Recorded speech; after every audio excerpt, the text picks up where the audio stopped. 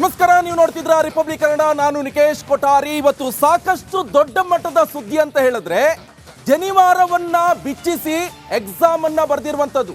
ಇದೇ ವಿಚಾರಕ್ಕೆ ನಿಮ್ಮ ರಿಪಬ್ಲಿಕ್ ಕನ್ನಡ ನಿರಂತರ ವರದಿಯನ್ನ ಪ್ರಸಾರ ಮಾಡ್ತು. ಈಗ ನೊಂದ ವಿದ್ಯಾರ್ಥಿಗೆ ನ್ಯಾಯ ಸಿಗ್ತಾ ಇದೆ. ಜನಿವಾರ ತೆಗೆಸಿ ಸಿಇಟಿ ಪರೀಕ್ಷೆ ಬರೆಸಿರುವಂತ ಪ್ರಕರಣ ವಿಚಾರ. ನೊಂದ ವಿದ್ಯಾರ್ಥಿಗೆ ರಿಪಬ್ಲಿಕ್ ಕನ್ನಡದಿಂದ ನ್ಯಾಯ ಇದು. ವಂಚಿತ ವಿದ್ಯಾರ್ಥಿಗೆ ರ್ಯಾಂಕಿಂಗ್ ಕೊಡಲು ವ್ಯವಸ್ಥೆ. ಕೆಇಎ ಕಾರ್ಯನಿರ್ವಾಹಕ ನಿರ್ದೇಶಕ ಪ್ರಸನ್ನ ಭರವಸೆಯನ್ನು ಕೊಟ್ಟಿದ್ದಾರೆ. ರಿಪಬ್ಲಿಕ್ ಕನ್ನಡದೊಂದಿಗೆ ಮಾತನಾಡಿದ್ದಾರೆ ಪ್ರಸನ್ನ ಅವರು. ಗಣಿತ ವಿಷಯ ಬರೆಯದೆ ಹೋದರೂ ಕೂಡ ರ್ಯಾಂಕಿಂಗ್ ಅನ್ನ ಕೊಡಬಹುದು. ಎಂಜಿನಿಯರಿಂಗ್ ರ್ಯಾಂಕಿಂಗ್ ಕೊಡಲು ನಿಯಮ ಇದೆ ಇದರಲ್ಲಿ.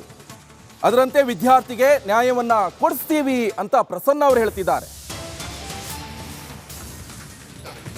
ನಮ್ಮ ಜೊತೆಗೆ ಕೆಇಎ ಕಾರ್ಯನಿರ್ವಾಹಕ ನಿರ್ದೇಶಕ ಪ್ರಸನ್ನ ಇದ್ದಾರೆ. ಬನ್ನಿ ಮಾತಾಡ್ಸೋಣ. ಸರ್, 2 ಘಟನೆ ಇದೀಗ ಸಂಚಲನ ಮೂಡಿಸಿದೆ. ಒಂದು ಶಿವಮೊಗ್ಗ, ಒಂದು ಬೀದರ್.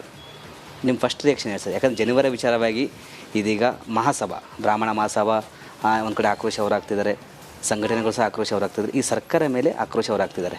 ಏನು ಹೇಳ್ತಾರೆ ಸರ್ ಈ ಒಂದು ವಿಚಾರಕ್ಕೆ ಸರ್ ಅಂತ? ನಾವು ಕರ್ನಾಟಕ ಪರೀಕ್ಷಾ ಪ್ರಾಧಿಕಾರ ಸಾಮಾನ್ಯ ಪ್ರವೇಶ ಪರೀಕ್ಷೆಯನ್ನು ನಡೆಸುವಂತೆ ಎಲ್ಲ ಜಿಲ್ಲಾಧಿಕಾರಿಗಳಿಗೆ ಮಾರ್ಗದರ್ಶನವನ್ನು, ಮಾರ್ಗಸೂಚಿಗಳನ್ನು ಬಿಟ್ಟಿದ್ವಿ.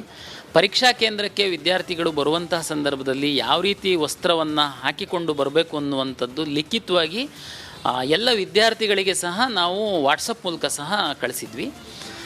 ಎಲ್ಲೂ ನಾವು ಜನಿವಾರವನ್ನು ತೆಗೆದು ಪರೀಕ್ಷಾ ಕೇಂದ್ರಕ್ಕೆ ಬರಬೇಕು ಅಂತ, ಪರೀಕ್ಷಾ ಕೇಂದ್ರದಲ್ಲಿ ಬಂದಂಥ ಸಂದರ್ಭದಲ್ಲಿ ವಿದ್ಯಾರ್ಥಿಗಳ ಜನಿವಾರವನ್ನು ತೆಗೆಸಿ ಪರೀಕ್ಷಾ ಕೇಂದ್ರಕ್ಕೆ ಬಿಡಬೇಕು ಅನ್ನುವಂಥದ್ದು ನಮ್ಮ ನಿರ್ದೇಶನ ಅಲ್ಲ. ಶಿವಮೊಗ್ಗದಲ್ಲಿ ಮತ್ತೆ ಜನಿವಾರ ತೆಗೆದು ನೀವು ಒಳಗಡೆ ಹೋಗಬೇಕು ಅಂತೇಳಿ ವಿದ್ಯಾರ್ಥಿಗಳಿಗೆ ಹೇಳಿರುವಂಥದ್ದು ತಪ್ಪು. ಆದರೆ ವಿದ್ಯಾರ್ಥಿ ಫೈನಲಿ ತೆಗೆದೇ ಅವನು ಒಳಗಡೆ ಹೋಗಿ ಪರೀಕ್ಷೆ ಬರೆದಿದ್ದಾನೆ, ಸದ್ಯ ಪರೀಕ್ಷೆ ಅಂತೂ ಬರೆದಿದ್ದಾನೆ. ಆದರೆ ಜನಿವಾರ ತೆಗೆದು ನೀವು ಹೋಗಬೇಕು ಅಂತ ಯಾರೋ ಗೇಟಲ್ಲಿರುವಂಥ ಒಬ್ಬ ಸಿಬ್ಬಂದಿ ಹೇಳಿರೋದು ತಪ್ಪು. ಬೀದರಲ್ಲಿ ಫಸ್ಟ್ ದಿನ 2 ಪರೀಕ್ಷೆಯನ್ನು ಶುಚಿವೃತ್ ಕುಲಕರ್ಣಿ ಬರೆದಿದ್ದಾನೆ. ನಿನ್ನೆ ಮ್ಯಾಥ್ಸ್ ಪರೀಕ್ಷೆ ಬರೆಯುವಂಥ ಸಂದರ್ಭದಲ್ಲಿ ಅವನಿಗೆ ನೀನು ಜನಿವಾರ ತೆಗೆದು ಒಳಗಡೆ ಹೋಗಬೇಕು ಅಂತ ಹೇಳಿದ್ರಂತೆ ಗೇಟಲ್ಲಿರುವಂಥವ್ರು. ಈ ವಾದ ವಿವಾದದಲ್ಲಿ ಅವನು ಮ್ಯಾಥ್ಸ್ ಪರೀಕ್ಷೆ ಬರೀದೆ ಮನೆಗೆ ಹೋಗಿದ್ದಾನೆ. ಮತ್ತೆ ಮಧ್ಯಾಹ್ನ ಬಂದಾಗ ಬಿಟ್ಟು ಬಯಾಲಜಿ ಬರೆದಿದ್ದಾರೆ ಅಂತ ಅದು ನಾವು ಡಾಟಾದಲ್ಲಿ ಚೆಕ್ ಮಾಡಿದ್ವಿ. ಅವನು PCB ಮಾತ್ರ ಬರೆದಿದ್ದಾನೆ, M ಬರೆದಿಲ್ಲ. ಈ 2 ವಿಚಾರಕ್ಕೆ ಸಂಬಂಧಪಟ್ಟಂತೆ ನಾನು ಮಾಧ್ಯಮದ ಮೂಲಕ ವಿನಂತಿ ಕೇಳುವಂಥದ್ದು ಏನಂತಂದರೆ, ಕರ್ನಾಟಕ ಪರೀಕ್ಷಾ ಪ್ರಾಧಿಕಾರ ರಾಜ್ಯ ಮಟ್ಟದಲ್ಲಿ ಎಲ್ಲ ಪರೀಕ್ಷೆಯ ಮಾರ್ಗಸೂಚಿಯನ್ನು ಕೊಟ್ಟು ಗೌಪ್ಯತಾ ಕಾರ್ಯಗಳನ್ನ ಮಾಡಿ ಜಿಲ್ಲೆ ಕಳಿಸುವಂಥದ್ದು. ಜಿಲ್ಲಾ ಮಟ್ಟದಲ್ಲಿ ಪರೀಕ್ಷೆಯನ್ನು ನಮ್ಮ ಮಾರ್ಗಸೂಚಿಯಂತೆ ನಡೆಸಿ ಅದನ್ನು ಆನ್ಸರ್ ಶೀಟನ್ನು ನಮಗೆ ಕೊಡುವಂತಹ ಜವಾಬ್ದಾರಿ DC ಅವರಿಗೆ ಇರುತ್ತೆ. ಈ ಗೇಟಲ್ಲಿ ಪರಿಶೀಲನೆ ಮಾಡುವಂಥದ್ದು ಅದು ಎಲ್ಲದಕ್ಕೂ ಅವ್ರ ಹಂತದಲ್ಲಿ ತರಬೇತಿ ಕೊಟ್ಟಿರ್ತಾರೆ.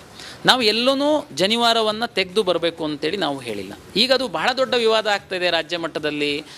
ಬ್ರಾಹ್ಮಣ ಸಮಾಜದವರು ಪ್ರತಿಭಟನೆ ಮಾಡ್ತಾ ಇದ್ದಾರೆ ಅಂತೆಲ್ಲ ಹೇಳಿದ್ರಿ. ನಾನು ಇಡೀ ರಾಜ್ಯದಲ್ಲಿ 3,30,000 ವಿದ್ಯಾರ್ಥಿಗಳು ಅರ್ಜಿ ಸಲ್ಲಿಸಿದ್ರು. 3,12,000 ವಿದ್ಯಾರ್ಥಿಗಳು ಪರೀಕ್ಷೆಯನ್ನು ಬರೆದಿದ್ದಾರೆ. ಎಲ್ಲ ಜಾತಿ, ಎಲ್ಲ ಧರ್ಮದವರು ಸಹ ಪರೀಕ್ಷೆ ಬರೆದಿದ್ದಾರೆ. ಅದರಲ್ಲಿ ನಾವು ಯಾವುದೇ ಒಂದು ಜಾತಿಯ ವಿರುದ್ಧವಾಗಿ ಯಾವುದೇ ಮಾರ್ಗಸೂಚಿಗಳನ್ನು ನಾವು ಕೊಟ್ಟಿಲ್ಲ. ಅಲ್ಲಿ 775 ಸೆಂಟ್ರಲ್ಲಿ 554 ತಾಲೂಕು ಮತ್ತು ಜಿಲ್ಲಾ ಕೇಂದ್ರಗಳಲ್ಲಿ ಪರೀಕ್ಷೆ ನಡೆದಿದೆ.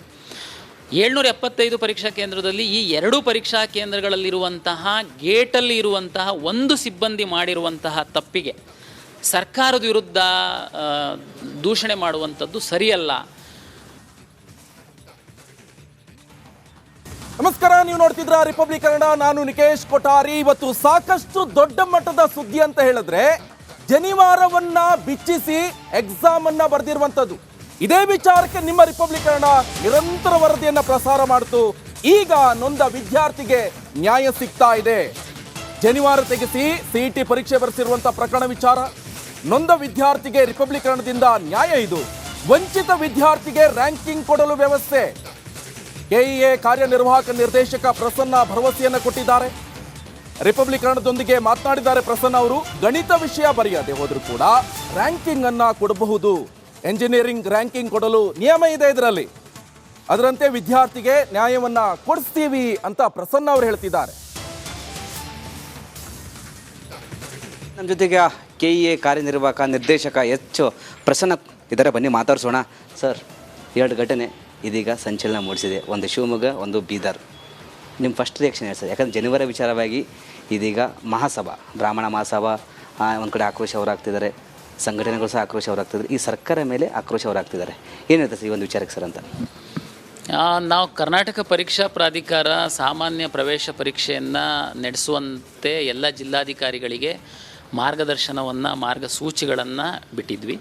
ಪರೀಕ್ಷಾ ಕೇಂದ್ರಕ್ಕೆ ವಿದ್ಯಾರ್ಥಿಗಳು ಬರುವಂತಹ ಸಂದರ್ಭದಲ್ಲಿ ಯಾವ ರೀತಿ ವಸ್ತ್ರವನ್ನು ಹಾಕಿಕೊಂಡು ಬರಬೇಕು ಅನ್ನುವಂಥದ್ದು ಲಿಖಿತವಾಗಿ ಎಲ್ಲ ವಿದ್ಯಾರ್ಥಿಗಳಿಗೆ ಸಹ ನಾವು ವಾಟ್ಸಪ್ ಮೂಲಕ ಸಹ ಕಳಿಸಿದ್ವಿ. ಎಲ್ಲೂ ನಾವು ಜನಿವಾರವನ್ನು ತೆಗೆದು ಪರೀಕ್ಷಾ ಕೇಂದ್ರಕ್ಕೆ ಬರಬೇಕು ಅಂತ, ಪರೀಕ್ಷಾ ಕೇಂದ್ರದಲ್ಲಿ ಬಂದಂಥ ಸಂದರ್ಭದಲ್ಲಿ ವಿದ್ಯಾರ್ಥಿಗಳ ಜನಿವಾರವನ್ನು ತೆಗೆಸಿ ಪರೀಕ್ಷಾ ಕೇಂದ್ರಕ್ಕೆ ಬಿಡಬೇಕು ಅನ್ನುವಂಥದ್ದು ನಮ್ಮ ನಿರ್ದೇಶನ ಅಲ್ಲ.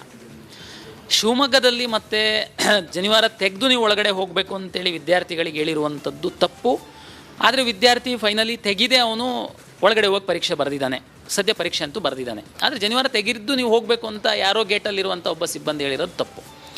ಬೀದರಲ್ಲಿ ಫಸ್ಟ್ ದಿನ 2 ಪರೀಕ್ಷೆಯನ್ನು ಸುಚಿವೃತ್ ಕುಲಕರ್ಣಿ ಬರೆದಿದ್ದಾನೆ. ನಿನ್ನೆ ಮ್ಯಾಥ್ಸ್ ಪರೀಕ್ಷೆ ಬರೆಯುವಂಥ ಸಂದರ್ಭದಲ್ಲಿ ಅವನಿಗೆ ನೀನು ಜನಿವಾರ ತೆಗೆದು ಒಳಗಡೆ ಹೋಗಬೇಕು ಅಂತ ಹೇಳಿದ್ರಂತೆ ಗೇಟಲ್ಲಿರುವಂಥವ್ರು. ಈ ವಾದ ವಿವಾದದಲ್ಲಿ ಅವನು ಮ್ಯಾಥ್ಸ್ ಪರೀಕ್ಷೆ ಬರೀದೆ ಮನೆಗೆ ಹೋಗಿದ್ದಾನೆ. ಮತ್ತೆ ಮಧ್ಯಾಹ್ನ ಬಂದಾಗ ಬಿಟ್ಟು ಬಯಾಲಜಿ ಬರೆದಿದ್ದಾರೆ ಅಂತ ಅದು ನಾವು ಡಾಟಾದಲ್ಲಿ ಚೆಕ್ ಮಾಡಿದ್ವಿ. ಅವನು PCB ಮಾತ್ರ ಬರೆದಿದ್ದಾನೆ, M ಬರೆದಿಲ್ಲ.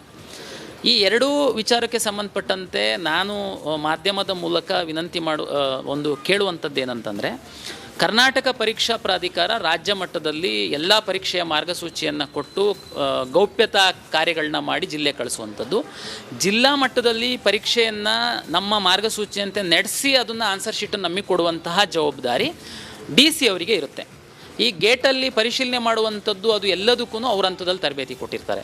ನಾವು ಎಲ್ಲೂ ಜನಿವಾರವನ್ನು ತೆಗೆದು ಬರಬೇಕು ಅಂತೇಳಿ ನಾವು ಹೇಳಿಲ್ಲ. ಈಗ ಅದು ಬಹಳ ದೊಡ್ಡ ವಿವಾದ ಆಗ್ತಾಯಿದೆ ರಾಜ್ಯ ಮಟ್ಟದಲ್ಲಿ. ಬ್ರಾಹ್ಮಣ ಸಮಾಜದವರು ಪ್ರತಿಭಟನೆ ಮಾಡ್ತಾಯಿದ್ದಾರೆ ಅಂತೆಲ್ಲ ಹೇಳಿದ್ರಿ. ನಾನು ಇಡೀ ರಾಜ್ಯದಲ್ಲಿ 3,30,000 ವಿದ್ಯಾರ್ಥಿಗಳು ಅರ್ಜಿ ಸಲ್ಲಿಸಿದ್ರು.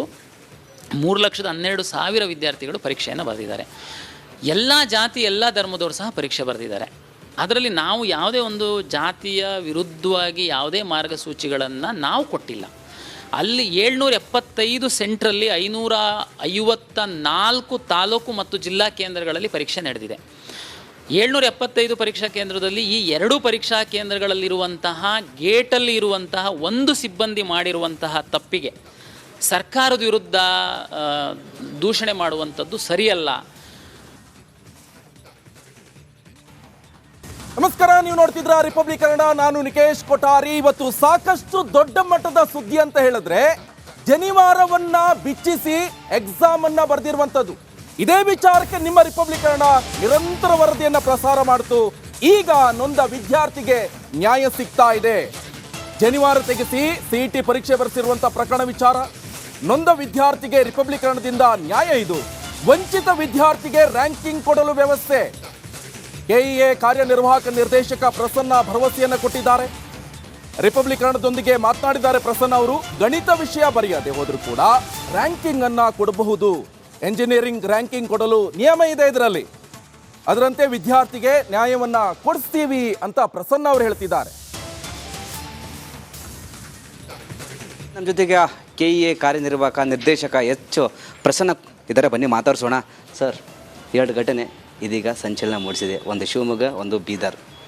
ನಿಮ್ಮ ಫಸ್ಟ್ ರಿಯಾಕ್ಷನ್ ಹೇಳಿ ಸರ್. ಯಾಕಂದರೆ ಜನಿವಾರ ವಿಚಾರವಾಗಿ ಇದೀಗ ಮಹಾಸಭಾ, ಬ್ರಾಹ್ಮಣ ಮಹಾಸಭಾ ಒಂದು ಕಡೆ ಆಕ್ರೋಶ ಹೊರಾಗ್ತಿದ್ದಾರೆ.